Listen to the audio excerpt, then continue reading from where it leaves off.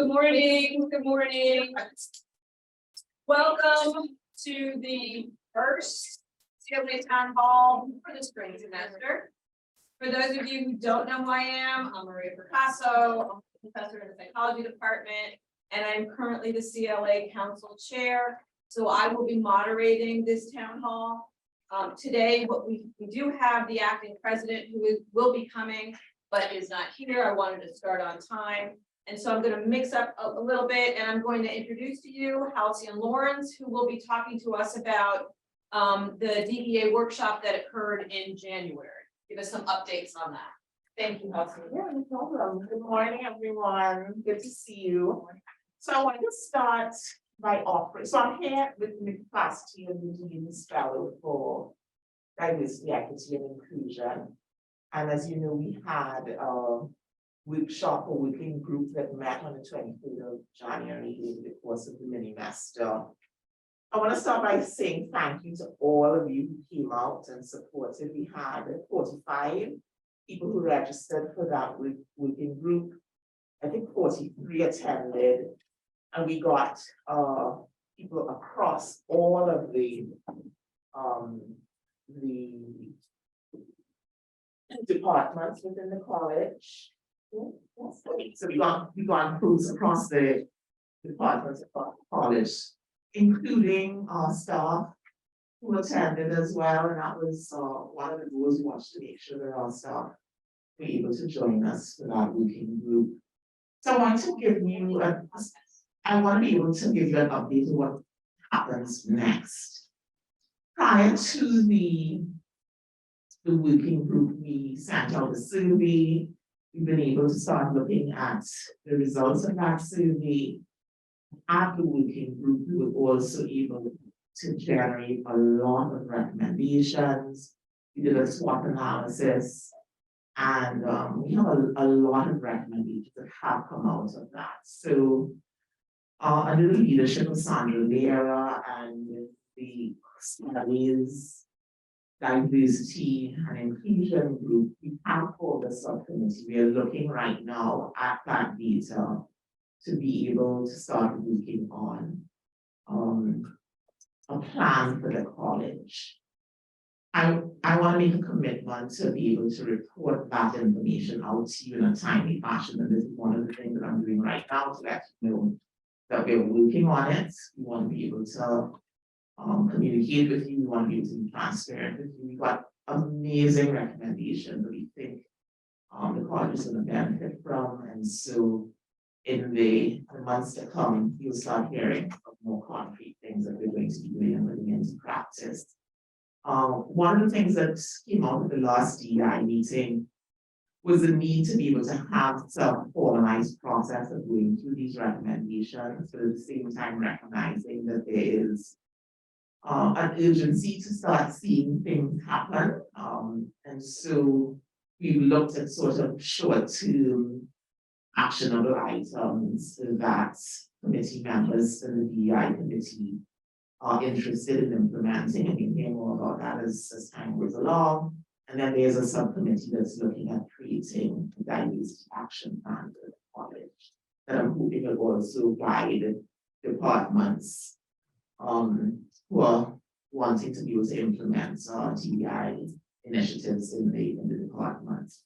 So that's an update on the working group that happened in January. I want to be able to, I was not able to be there. I had a family emergency that I need to attend to, and so I couldn't be there. So I want to thank Sandra Lera for stepping in and seeing that workshop through to completion for me, and also to thank Iona Orengo, who facilitated that workshop. I got a lot of really positive feedback. I got emails from folks, the days following, saying that they really appreciated the working group. And so thank you again for coming out and participating. The second thing that I want to mention is the College Council this semester has reached out to all heads of departments and all heads of college level committees. And we're asking the heads of committees to work with the committees to come up with inclusive meeting practices for their meetings. So for example, how do you make sure that the meetings that you're running, people have access to those meetings, maybe perhaps you need accommodation, how are those meetings run in a way that everybody has a voice, that they feel included, they feel a part of. And so we're asking those committees to make a commitment. We've provided some guidelines that they might think about. We're asking to put those things in writing so that especially incoming members understand how these meetings across the college are going to be running. So we're expecting by the end of this semester, we will hear back from committees so that, or we hear that you're desiring, particularly when you sit on these committees, that they are more inclusive, and so that's something that we're looking towards as well. So that's the update that I have. Thank you so much for your attention, and please feel free to reach out to me if there are perhaps comments coming out of the workshop, the working group, things that you want to raise, concerns you want to raise, or recommendations that you want to make. I really do want to hear from you. So thanks everyone.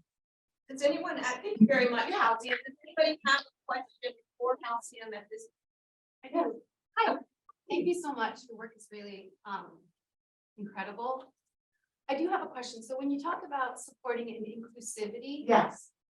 does that mean that you're going to require, or the stipulation that faculty, for example, that need a Zoom link would need to get ADA accommodations, or is that something you're going to be offering without us needing that extra piece of labor?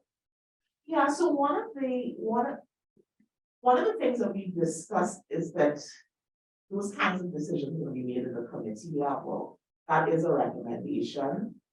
So if there is a need for somebody to join remotely, and that doesn't have to necessarily be because of some sort of physical limitation, it might be because of childcare at this particular time that meeting is happening. But at a committee level, those things should be in place. Will that be a committee level determination made by the committee chair and committee members? So we've encouraged the chairs to have a conversation with the committee, and then the committee comes up with those recommendations. And those are going to be the recommendations that y'all make, so that those are really stick, because I can see how there could be a push towards not having Zoom, so I really think it's important that committees have that autonomy. Yeah. One of the things that we recognize is the committees have different needs. And so the council is a little bit cautious about putting down directives rather than, so we sent off, for example, a list of recommendations. One of the needs that we had, for example, at the college level, because we were having some folks in remote, we made sure that we had 10 cards, for example. We always announce our names before we speak. So we're considering the immediate needs of the committee. And that might change. It might be they have a very different composition next year, and you have to revisit those guidelines. So we're leaving it at the committee level. But the policy is also asking that we, that the committees report back and say these are the things that we're going to be doing. Thank you. Yeah, thank you. Again, thank you, Halcyon. I really appreciate it. So today's town hall was featuring the acting president, and the acting president is not here yet. So I'm going to punt, and I'm going to, we did have some anonymous questions that were sent through the survey. However, most of them, majority, were for the acting president.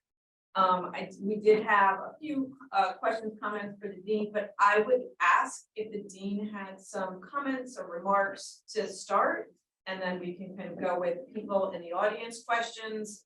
And then I can go through the anonymous question. Did you just have a few words, Dean? Sure. So I heard about 5 minutes ago that the president should be here by 9:30. There was another meeting that she had to go to. So if she comes in right away, I will sit down. Just so you know. Anyway, it's great to see everybody here. I'm glad you made it 9 o'clock on a Friday morning. In the fall semester, we had conversations with the dean at 9 o'clock on Friday morning. And it was not my idea, and I was a little bit doubtful, and we had a regular attendance, so it was inspiring in many ways. So I thought what I would do is, rather than make comments, and since we don't know when the president will walk in, I'll open it up to you to ask questions, if you have any questions of me. And if you don't, I can tell you a few things too. So I'm here to listen and talk with you. So what questions might you have? And I don't know if anyone from Zoom has questions too.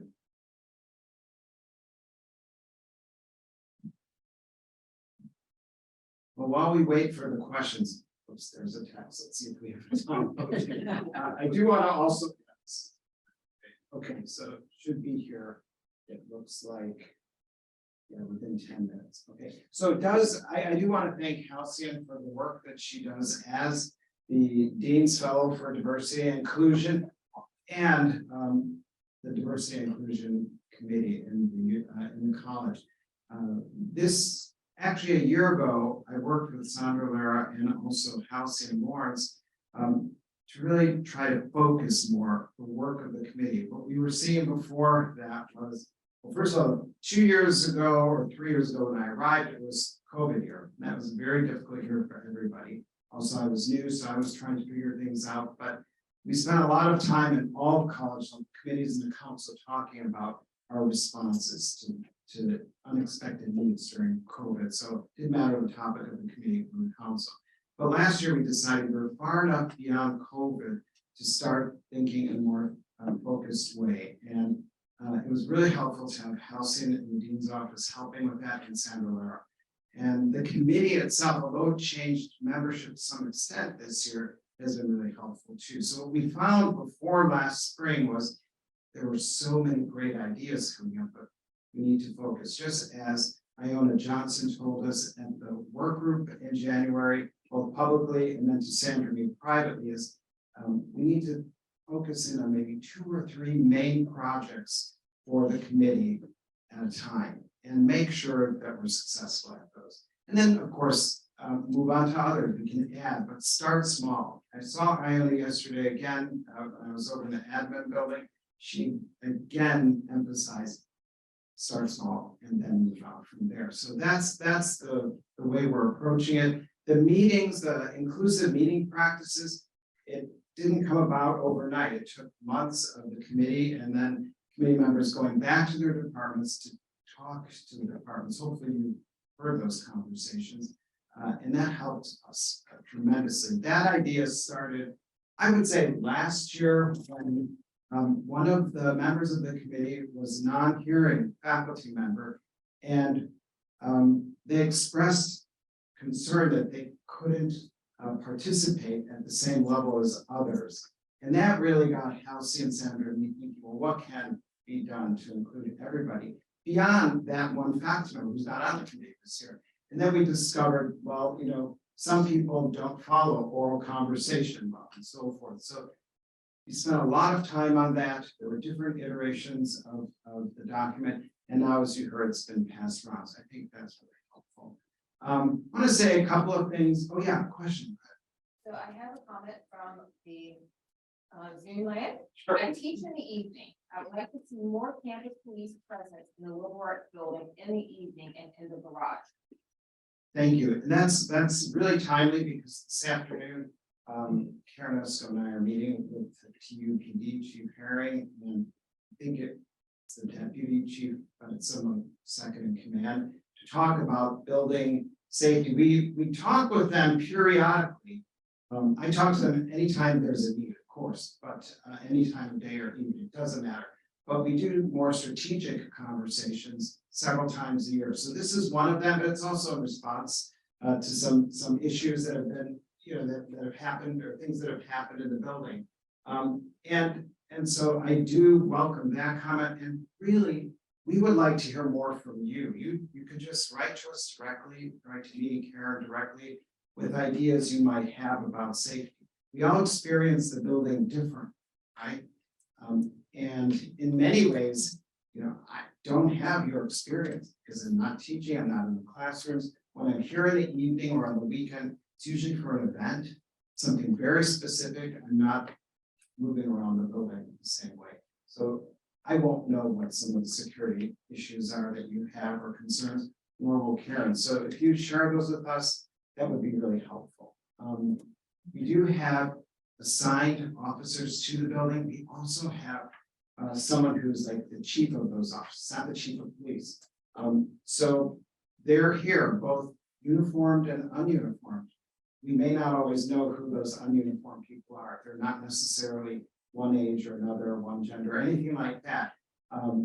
I might know, Karen might know, but we're supposed to keep that quiet. So we're aware of people's safety concerns. We're always thinking about safety in a variety of ways. So please share your ideas because we'll take them forward. And it's a conversation we have with TUP. It doesn't end, right?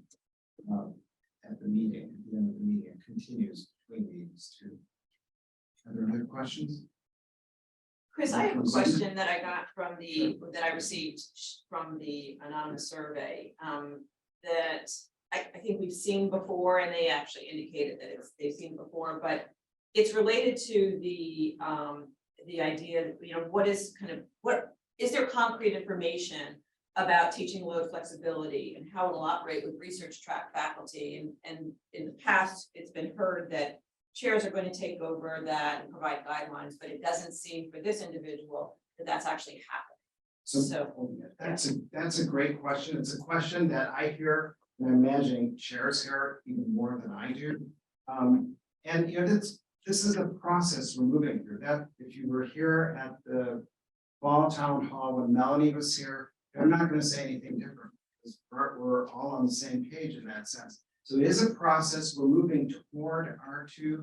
We're almost there, but that means it's something in motion right now. So in the college, and this is of course aligns with what Melanie said, in the college, yes, the departments should be through their chair or however they decide in their department to do this, should be working through those. What I've done from the dean's office is, you know, engage with the chairs in many conversations about that. What I've also done is related what we've heard from the budget office and the provost, and that is the changes for the moment have to be budget neutral. We don't have the budget to make, you know, to ask everyone to go to or have everyone go to a 3-3 vote. Having said that, everyone doesn't want to. So if you're someone who doesn't want the 3-3 vote and wants to stay with 4-4, that's okay. And I would imagine all of you have expressed that who want to stay in that category because I've seen those lists. If you want to move to 3-3 and it's budget neutral, then you probably are moving there in there. It's not budget neutral, like it's going to cost your department. That is a slower process. There aren't too many areas in the universe, in the college where we have that going on. Most departments have been able to address it. So we're not also, it's important to mention, we aren't saying teaching isn't important. Teaching remains just as important. We're just looking at the balance of your work. And it does not mean if you move to a 3-3, you're working less. That we heard from the provost the last time she visited. I've said it too. It's still 100% work. It's how you're doing work. But those are not always easy conversations. If your department can do it budget neutrally, it's probably an easier conversation. If you can't do it budget neutrally, my guess is it's going to be a far more broad conversation. But the goal is to be able to get to the point where everyone teaches either 3-3 or 4-3 at their request. I don't know if that answers the question. well, I mean, I think what they asked was, is there a requirement for department chairs to develop guidelines for I'll quickly Okay. answer that. I'll get settled and step aside. I haven't, that I know, and the chairs are here, you can correct me. I don't think I've made a requirement that the process or policy process. They asked, is there a requirement for department chairs to develop guidelines for? I've those encouraged, activities? yeah, I have encouraged that, but I Okay, haven't been. You that know, was it. micromanaging that. But certainly I can, you know, with each chair last year, I did ask for the lists of faculty. I need to have that. I don't know that I got the process from anyone, but I can certainly ask for that. Sure. think that's really something that departments need to work on. Each department is so different. Size, what the needs are for faculty teaching. So this point, I'm gonna turn it over to our interim president. All right. I'm loud. Teresa gets that. You have a big. All right. But just let me know if people online can't hear me. Good morning, everybody. Good to see you out here. So we'll follow the same format that we've done in the past, which is I had a few questions that were submitted in advance, so I'll tackle those and then we're off for a free-for-all. So any and all questions are fair game, but I think you're going to I have some. come in with them. So first thing I was asked to discuss is to provide an update on the presidential search. And so I will say that I know pretty much as everybody else in this room. So that the presidential search is run by USM entirely. It's their call. It's the chancellor's office does everything. Our job on campus really is to serve as a host for that search. So you know that the search committee has been named. And my understanding is that the chancellor is coming to campus for their first search committee meeting next week, March 1st. So the Isaacson Miller is a national search firm that's been retained to assist in the search. And you know, the idea is that they expect to move quickly and have somebody in place late summerish. And that is the goal. So that is what I know about that. I did get a question about student absenteeism and lack of engagement. And I think the last time I was here, we talked about potential solutions or strategies. Solutions are difficult for that, but strategies maybe to make it a little less daunting.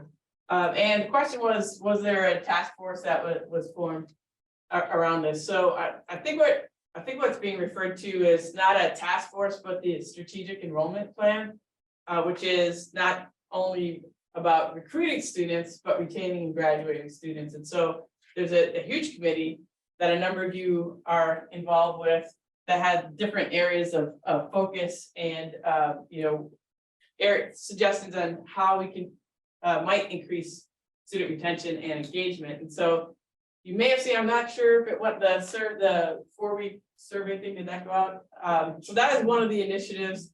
It's a voluntary request to get early feedback on students so that we could have earlier interventions. So as we've talked about here, it doesn't do any good to find out in week 12 that a student's not coming to class. I mean, there's just no way to rescue that student at that point.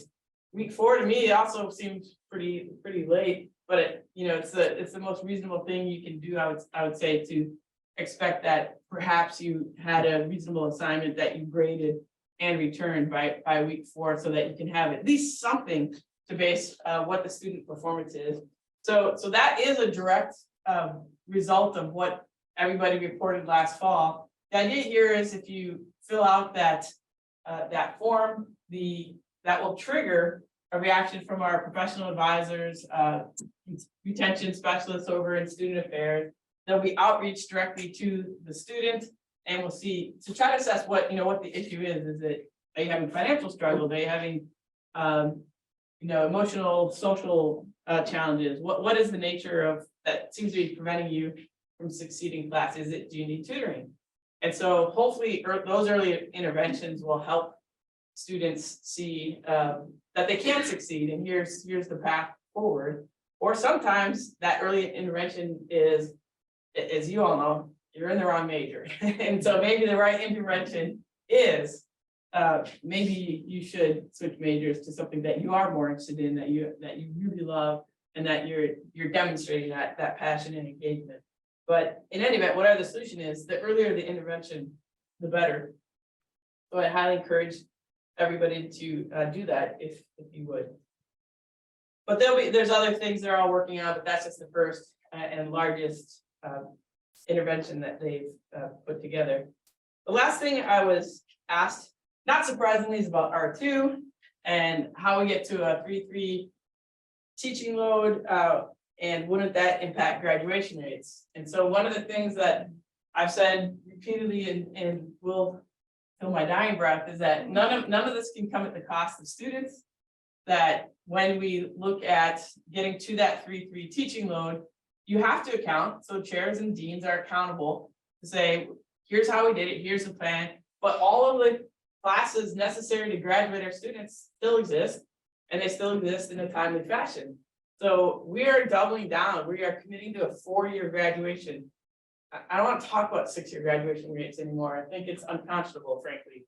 And if you want to talk about equity, what's the first thing you can do? Do you really mean that you're committed to equity? Graduate students in 4 years. That's it, that's your #1 measure. And so I want us to recommit to that, and we can't do that if you're not offering the right classes. So how do we get there? That, it's easy to state these things, and then the how do we get there is the challenge. Well, if you take a 4-3 and you knock it down to a 3-3, it's about 8.5%. So you need 8.5% more courses, right? Somehow. Presuming your enrollment is the same. Here's the plus side of the downside. Guess what our enrollment is down? 8.5%.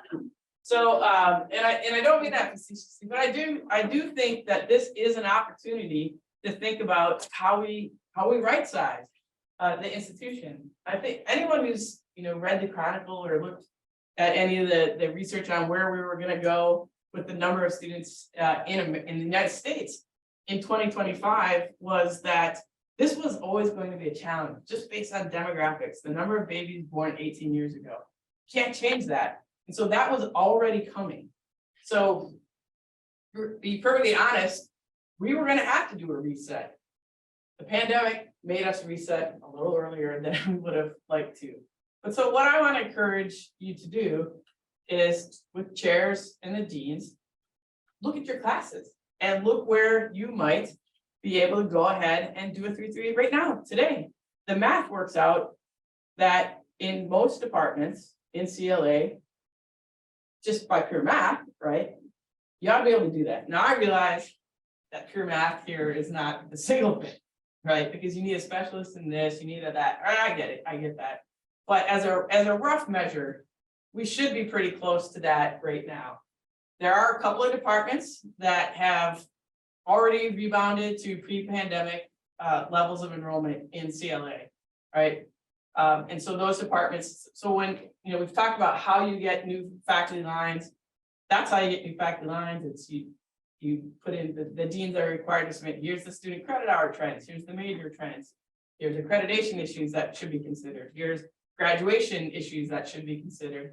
And those things all go into the magic pot, and that's a new line emerges ideally. And so what I would suggest is that to get to a 3-3 in those departments with the numbers that have gone back to pre-pandemic, that's a talk to the dean and say, look, push, get us the number that we need to go to a 3-3. It's not a huge number.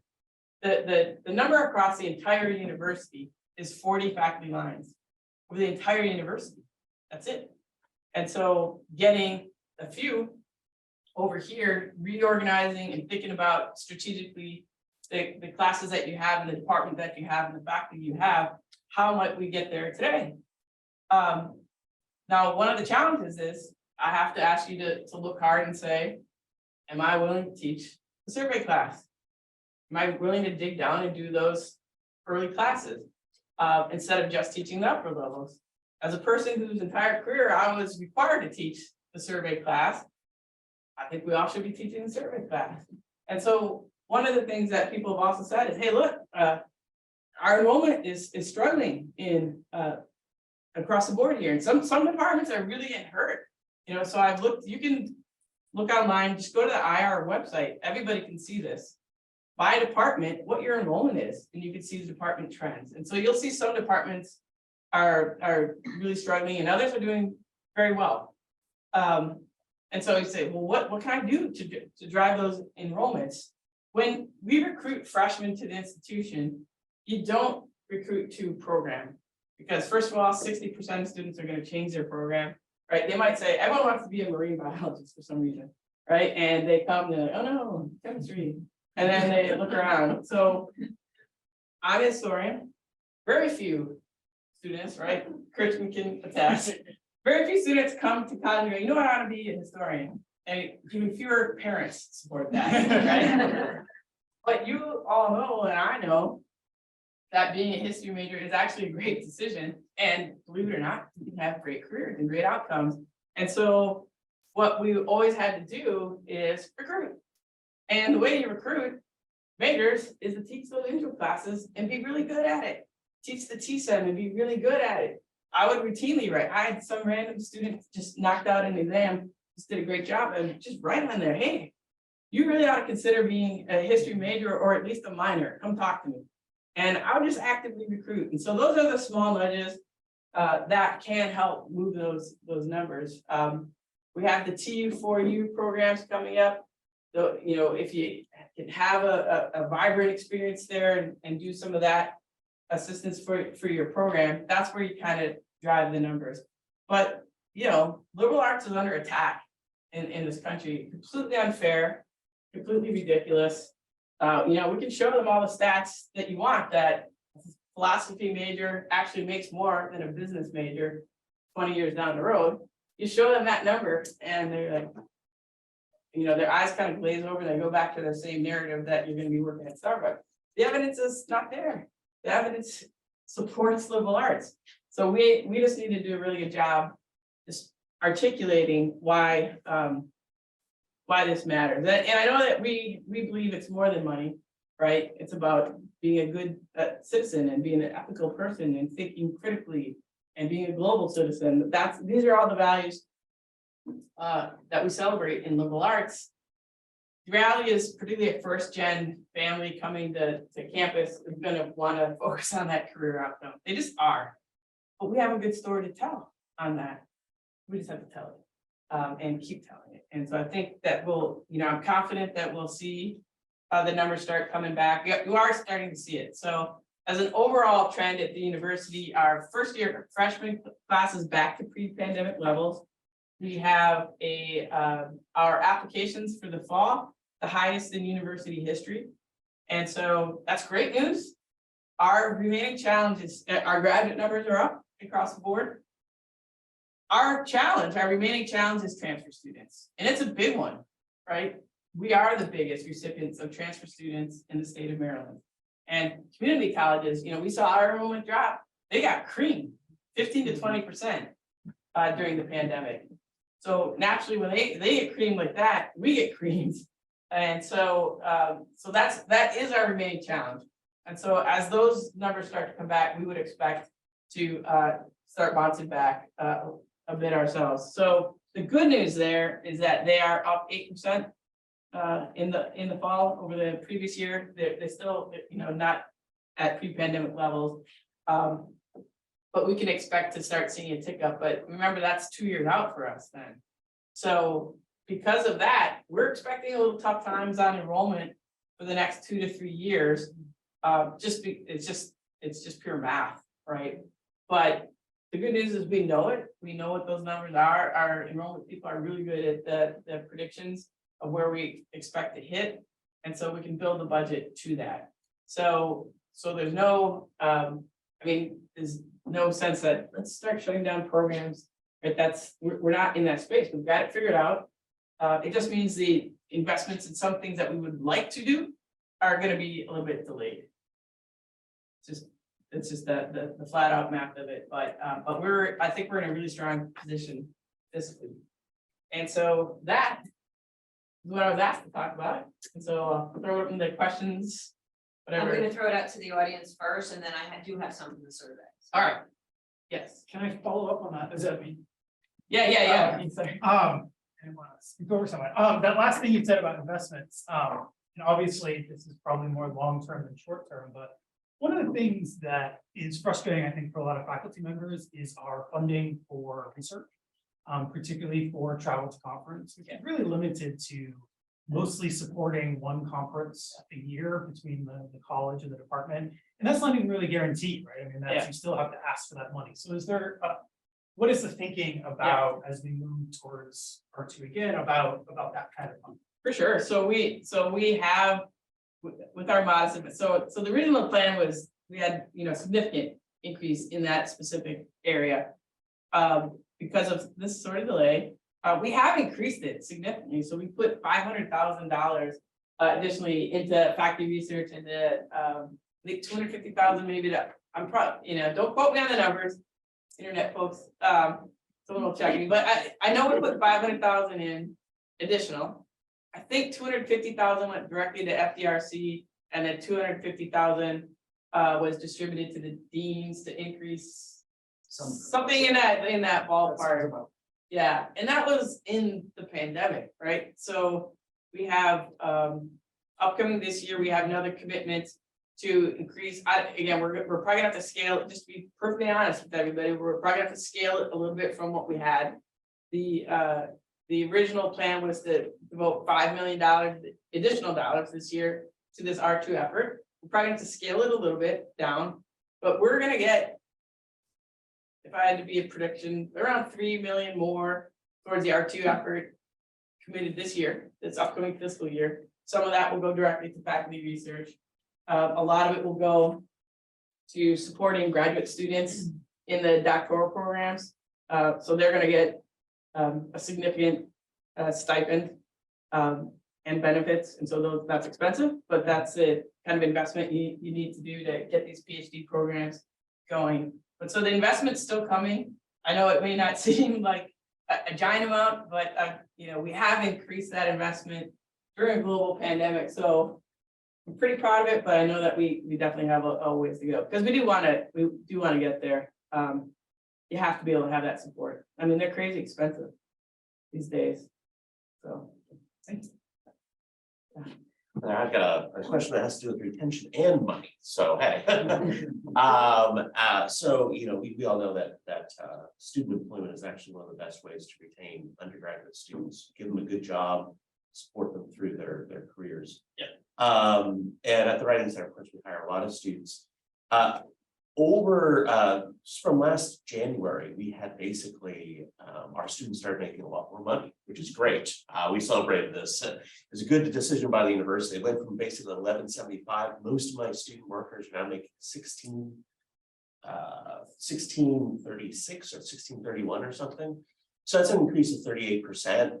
We were promised, got an email from the vice president saying those were going to be covered.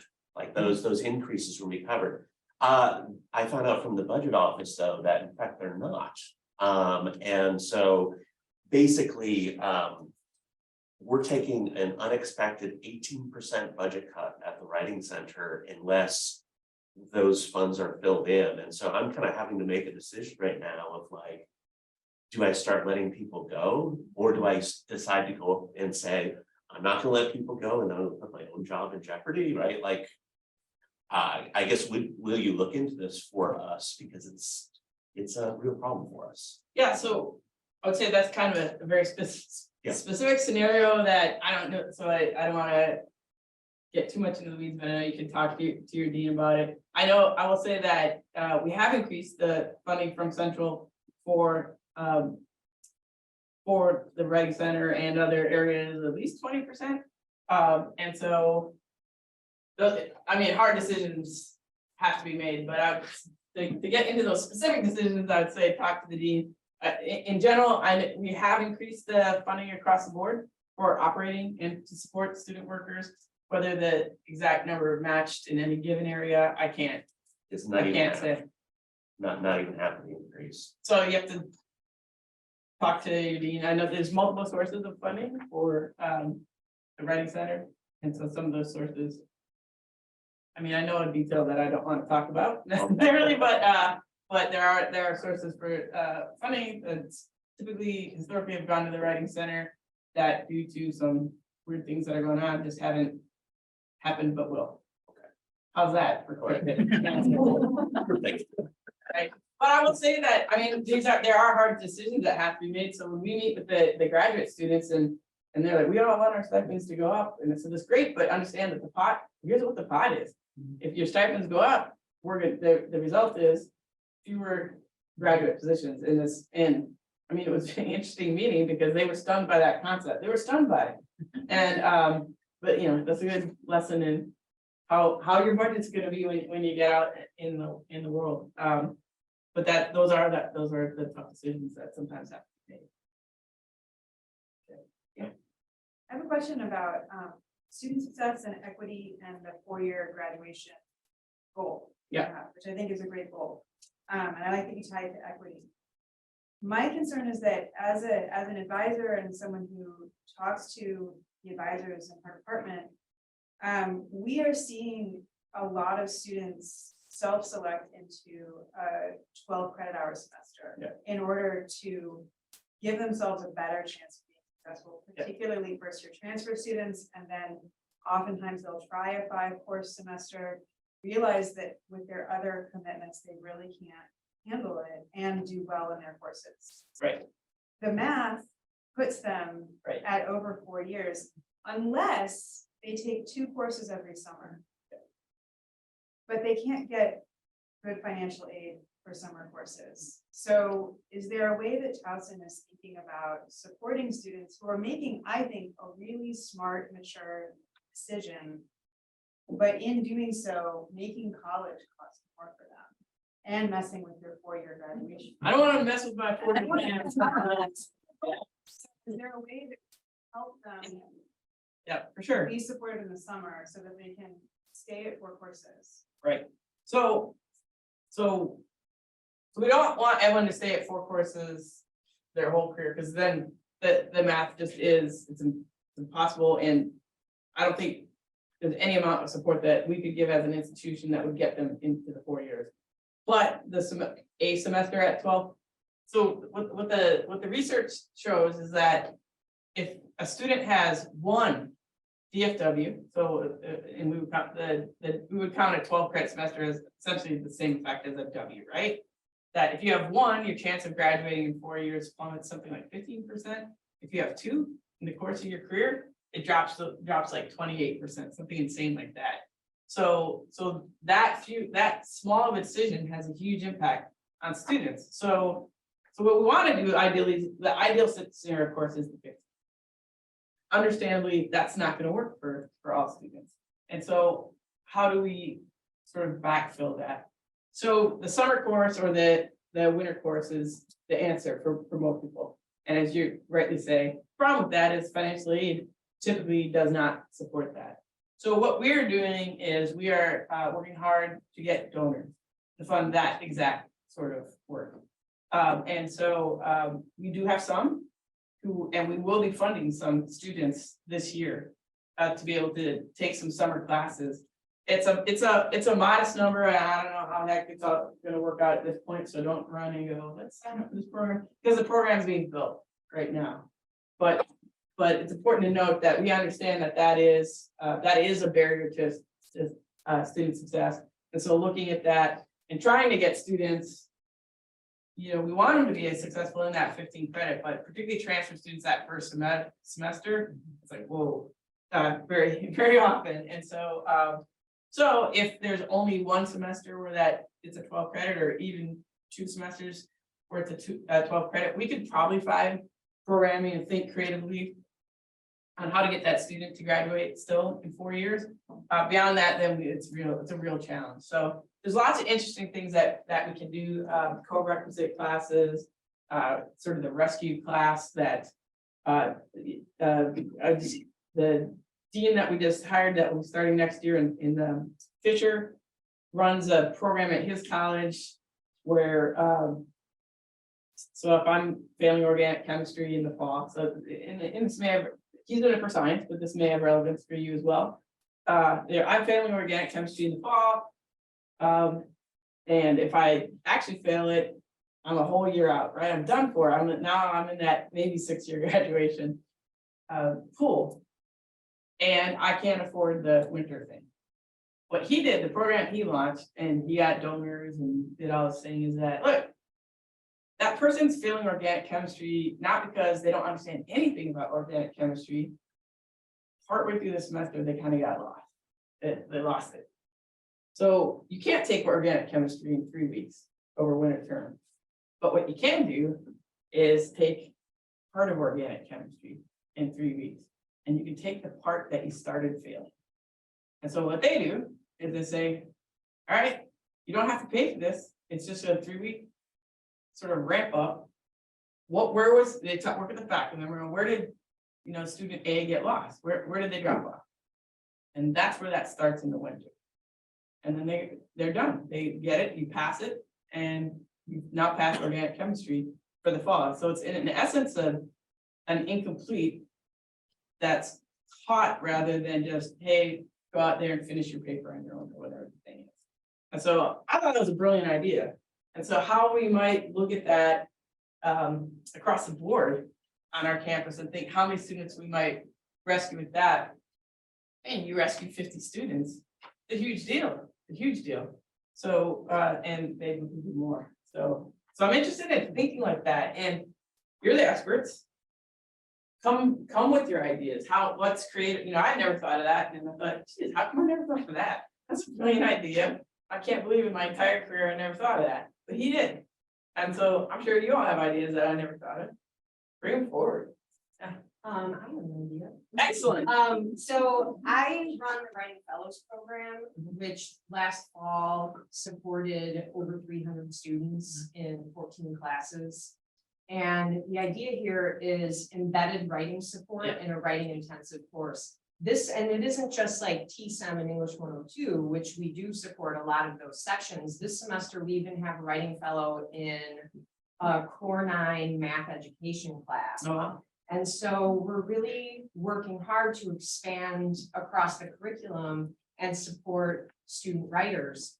I'm planning to work with IR here at Towson to get some data to support the research that I see from fellows programs at other institutions. But what I see in that research is that retention improves, that persistence improves, that graduation time improves. Yep.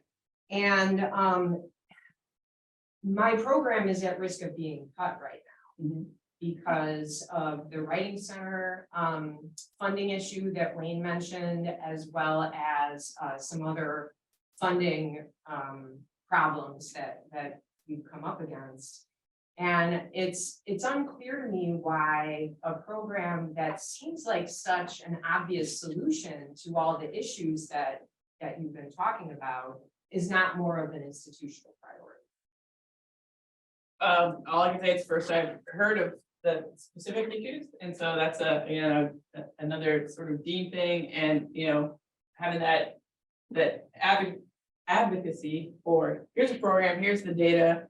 I mean, we're the provost office, we're very data driven, and where that data comes in and say, hey, look, here's the math, and we do this all the time over there.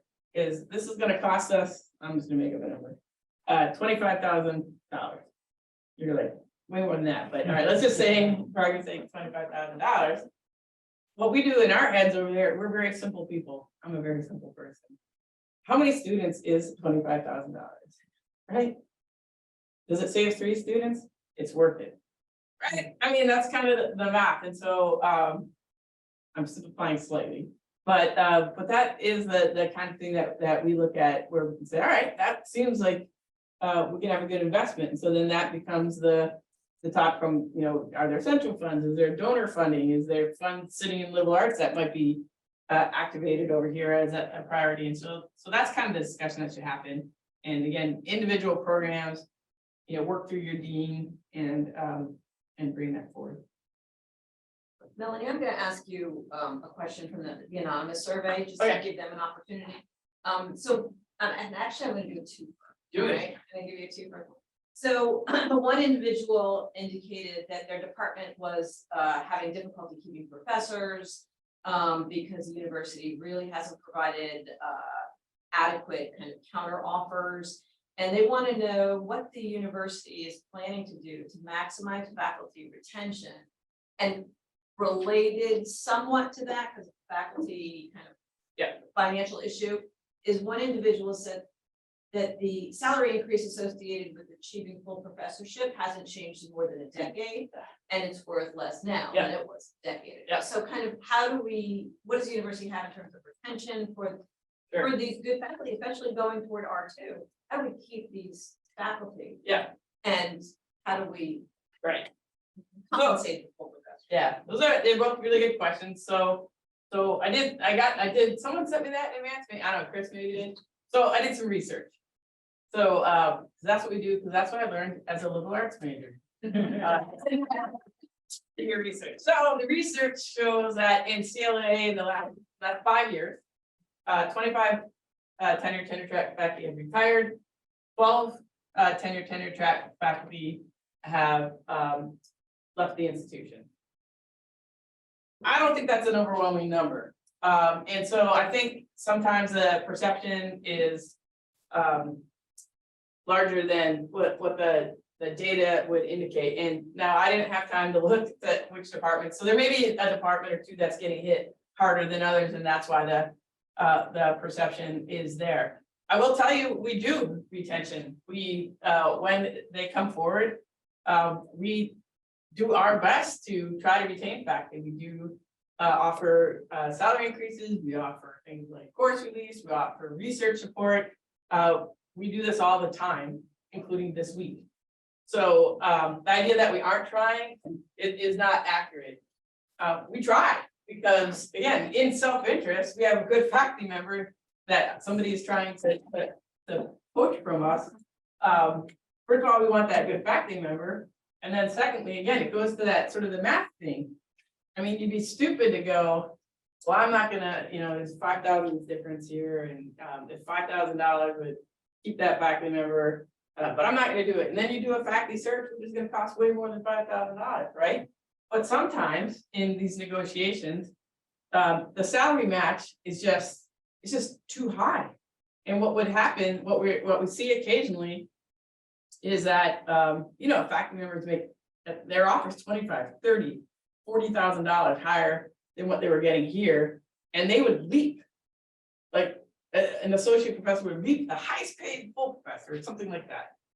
That's a really hard place to be. It's a really hard place to be.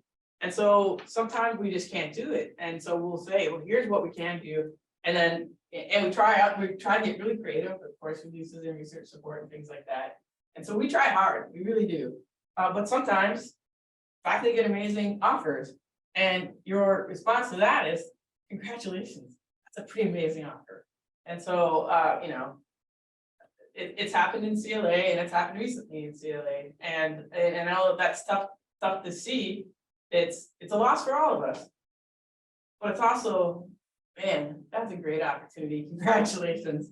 Congratulations on that. And so I will say that part of what we need to do is coach from other people, right? And so part of having the salary increases, part of having the increased research support, these are things you can use to put together packages that will attract top faculty to the institution. So I think that's our kind of response to that. I think there was a second, The full professor. the full professor, you're 100% right.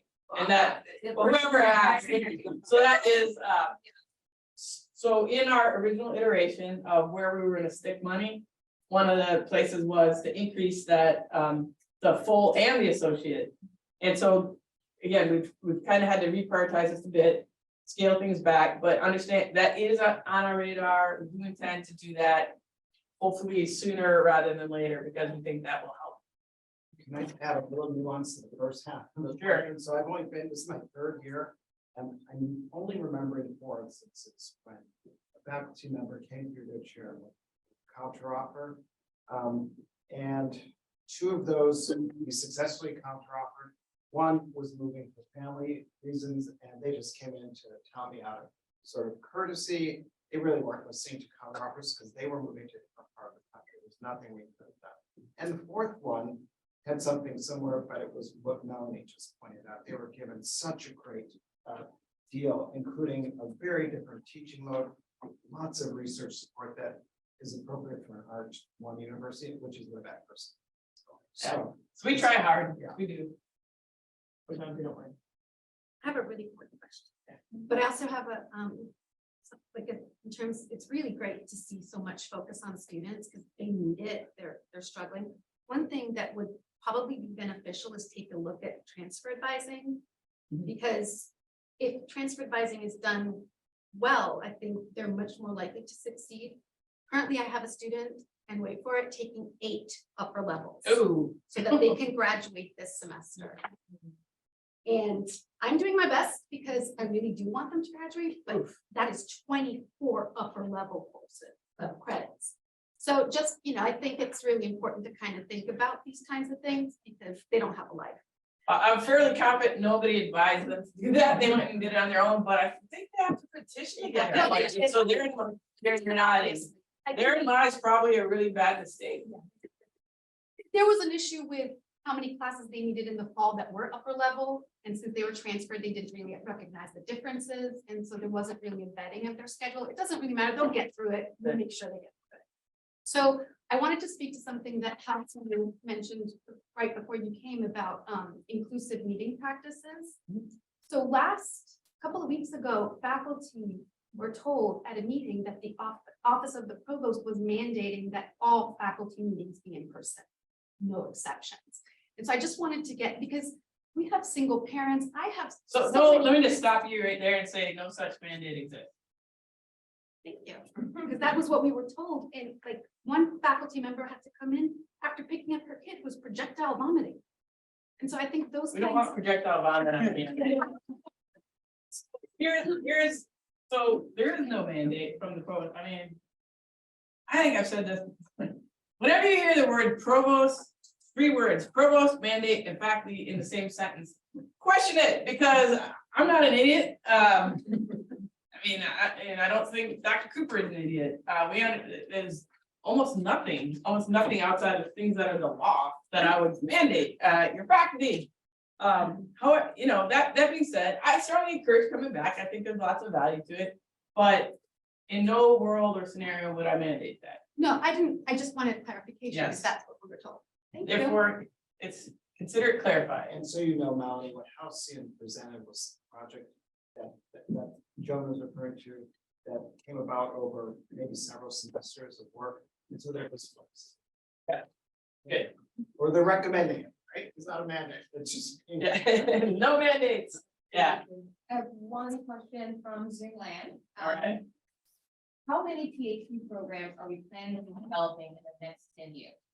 Great question. So we have 3 new ones that are working their way through the system right now.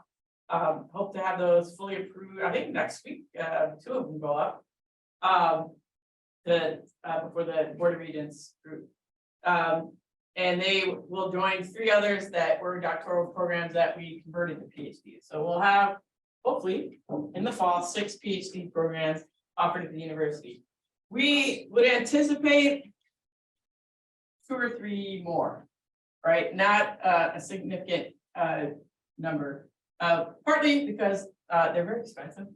Nobody makes money on PhD programs, as you know, and so they're very costly. But we do think that that's probably about the right number for the type of institution we are. So just to reiterate that our 2 is not meant to be transformative of who we are. It is not meant to say, well, and now we don't have to pay attention to undergraduates. We're always will be focused on our undergraduate mission and being outstanding classroom teachers. That's who we are. That's our identity. And so the existence of these PhD programs doesn't change it. We have no ambitions to be an R1. It's not going to happen. We're not even. It won't happen. And so that's what I would guess. 2, 3 more maybe, and call it a day. And the ones that make sense for us. So I think the ones that we put forward are consistent with our mission as a university and our identity. And so we wouldn't pick something, really strange like engineering something or other. So they're consistent with who we are. It is 10 o'clock, and I did want to, first of all, thank the interim president for coming to our town hall. Not only for coming to our town hall, but for also co-sponsoring our refreshments outside. So please don't forget to which is a celebration of our hitting enrollment goals for the semester.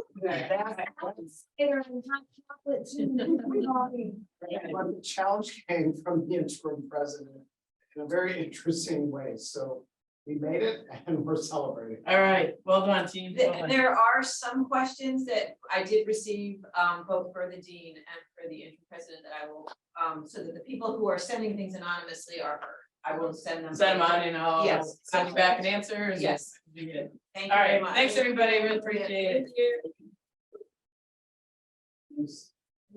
you.